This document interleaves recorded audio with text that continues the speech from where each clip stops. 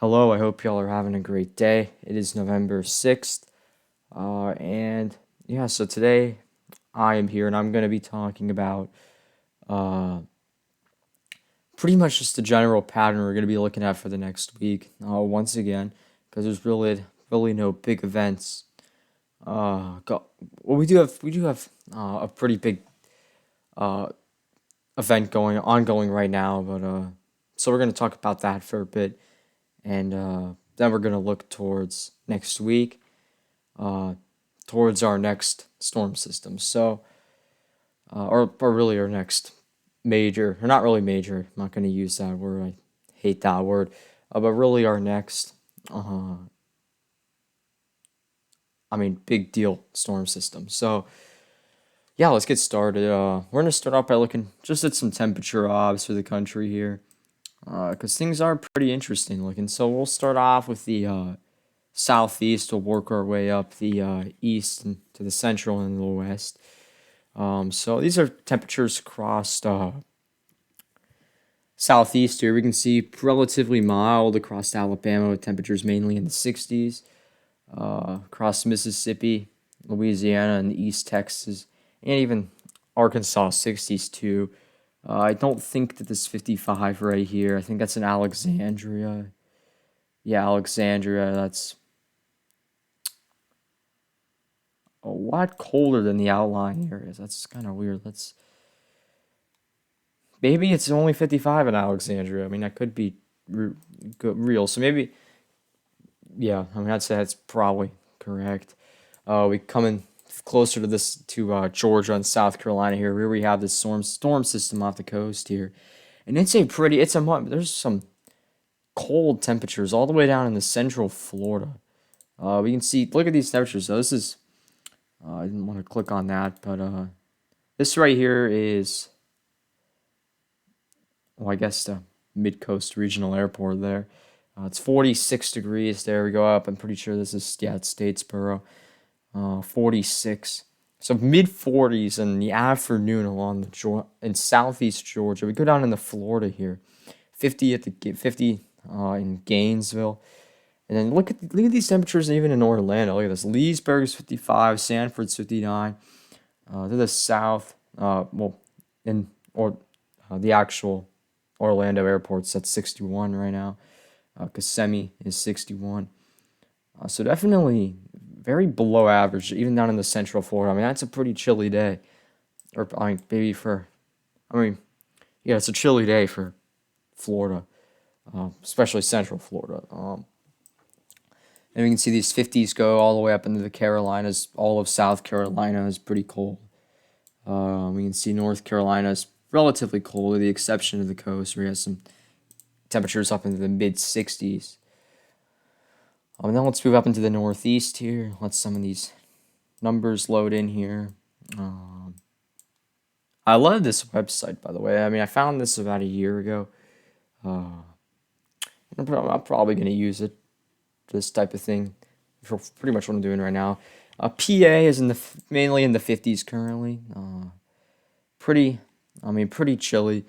And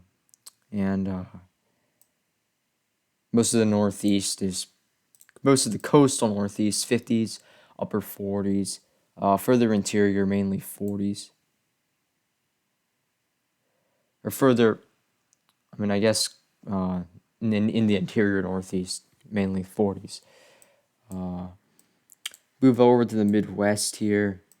We can see pretty interesting temperature difference. Let's just get that to load in. Okay. So in areas like Minneapolis, around 70, down into Iowa, majority of Iowa's in the mid 60s. Illinois is kind of split though. Western Illinois is in the 60s, Eastern's in the 50s.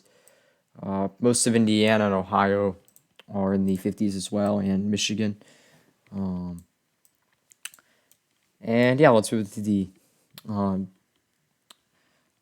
guess, the Southern Plains area here. And you can see we even have some 80s coming to areas like Amarillo. It's almost 80 in Lubbock. And mainly 70s throughout most of the state. 64 in Dallas. We can zoom in on Dallas Fort Worth. I think is this the where's the official? Yeah, I think this is the so yeah, it's about yeah, okay, mid 60s Dallas Fort Worth. Um, Go up into the northern plains here. We kind of just skip the central part of the country, so let's move here. I mean, 80s. I think that's not Dodge City, no. Uh, S- Syracuse and Ulysses, if I said that right. Some 80s there up and then into South and North Dakota, mainly 70s and upper 60s. And as we go closer to the Canadian border, we have 50s. And then the West here, we have a lot of temperature differences for sure. We can see we have temperatures uh, relatively mild. I mean, nothing above average, nothing really below average. I do think this is a bit above average though. And yeah, we can see. Let's just zoom in on some higher population areas here. So Denver is around. It's in the mid. Denver's kind of in the mid 70s there, down towards Colorado Springs, mid 70s as well. And Salt Lake City looks like we're in the 60s. Yep. Let's move up to the northwest here, where we have a lot of showers, and it's pretty cold. Up in the northwest, we can see 50. I think this is, yeah, it's Portland. And this is Seattle. Or is that? Okay, just trying to figure out which one's the. Or, well, upper 40s in Seattle, so. That's pretty much the current observations. You spent like 7 minutes on that. I didn't really want to spend 7 minutes on that, but we did. I just, yeah, I mean, I do like surface obs. And next spring, we're going to be using SPC mesoanalysis a lot.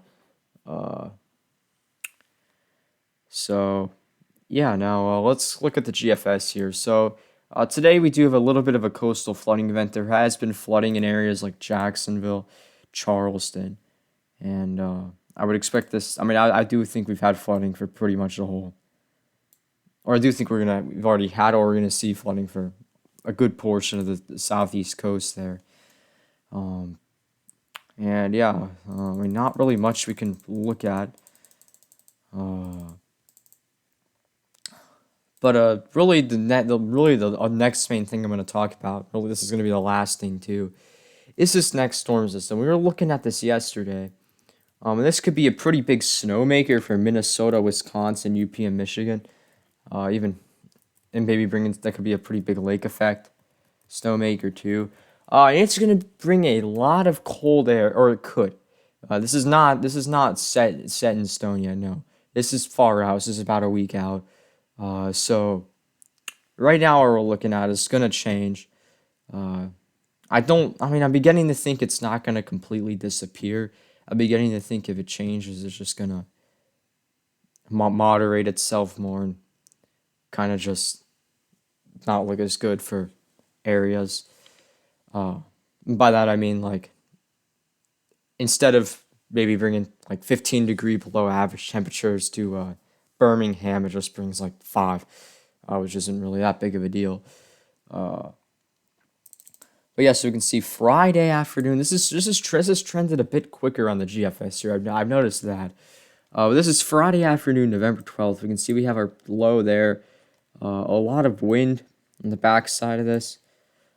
We can see kind of have a cold front stretch out like this. So I think we're gonna have a reinforcing cold front as well, and that's gonna bring the very chilly air to the south. And we can see I had reinforcing cold front right there, maybe bringing some snow to the southern Appalachians there, and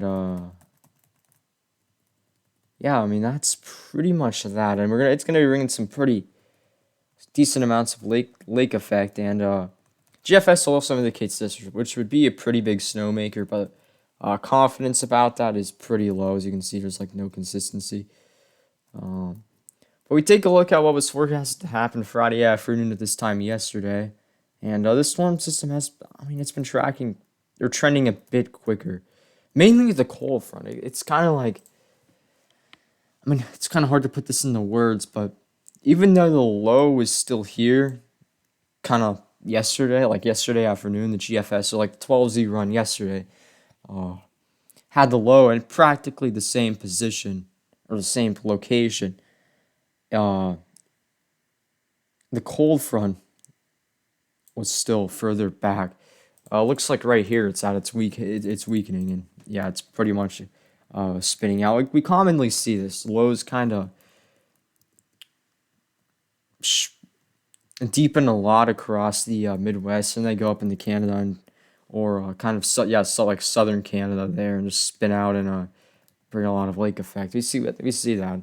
That's a pretty, I guess you could say. I mean, events like this are pretty common, and they bring a decent amount of lake effect to the Great Lakes, and we can see the GFS indicates that as well.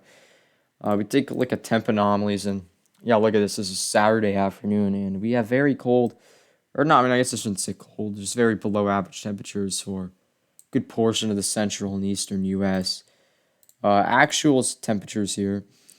As these are afternoon temperatures too. We have 30s down to Columbia, Missouri, into the interior Northeast. 40s down into northern Alabama, northern Mississippi, northern Georgia, and then maybe our some areas are probably below freezing in Alabama, Mississippi, South Carolina, maybe North Carolina, Virginia too. I mean, it's going to be interesting to see how this actually turns out. If this does what the GFS has. Let's take a look at the European model. Because the Euro is another model we need to look at to kind of get an idea of what we could be looking at. So, let's get this to where we need it. So, yeah, we can see that coastal storm right there currently.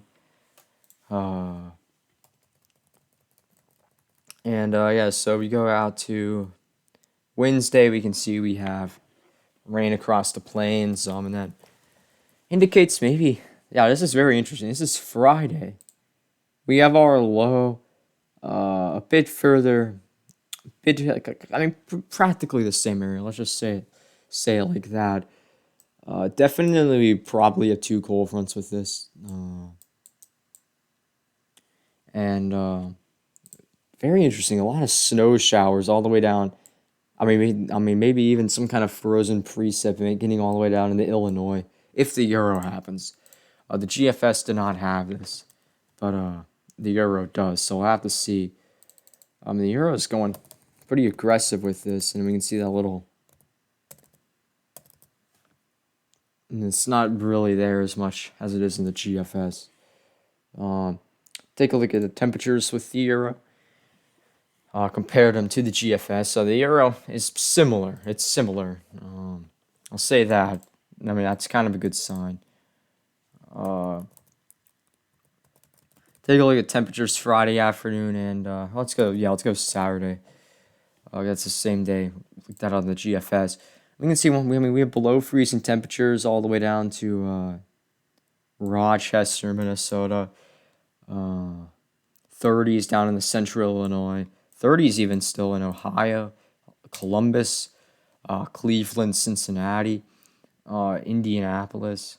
So I mean, a very cold afternoon for mid-November, and 50s for most of Alabama, 50s for most of Georgia, South Carolina, North Carolina. One thing to note, I guess, is that it doesn't seem to have as much cold air across the deep south as the GFS. I mean, seems to have it last a little longer though.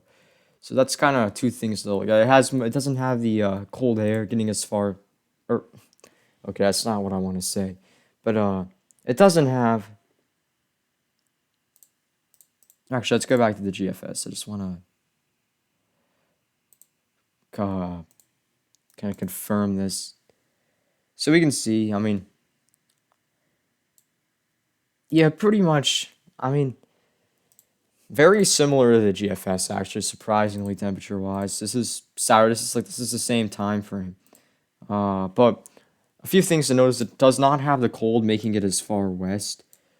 And it has it lasting longer than the GFS. We can see the GFS, like, Monday afternoon already has like 60s again in the southeast, 50s up there.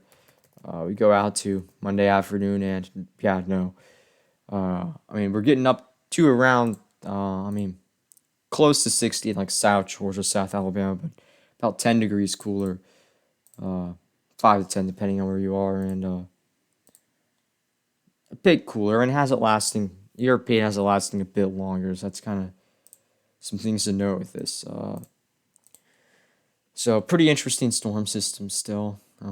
Excited to see what this does and how it changes. But I'm beginning to think confidence is getting there that we will see our next really big deal storm system for the central and eastern U.S. starting Wednesday.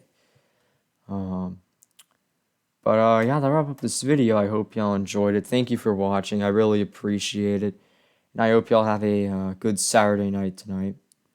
And yeah, goodbye.